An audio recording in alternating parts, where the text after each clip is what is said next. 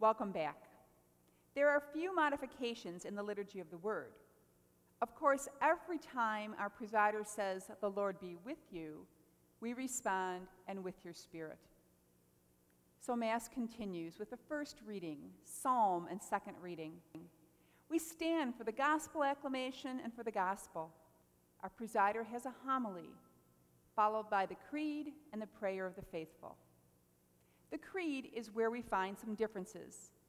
These changes reflect a more precise translation. Please remember, the Nicene Creed has not changed. Our beliefs have not changed. What we have now is a new translation. Please listen carefully to the Nicene Creed.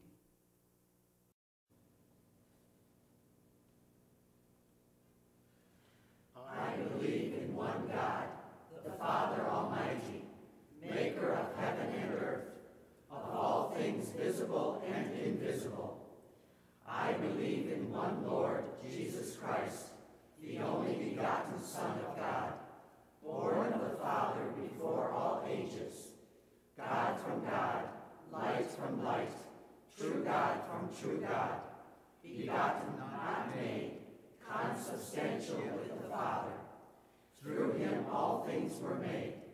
For us men and for our salvation he came down from heaven, and by the Holy Spirit was incarnate of the Virgin Mary, and became man.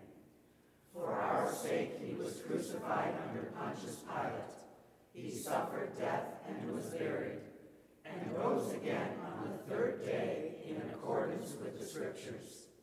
He ascended into heaven and is seated at the right hand of the Father.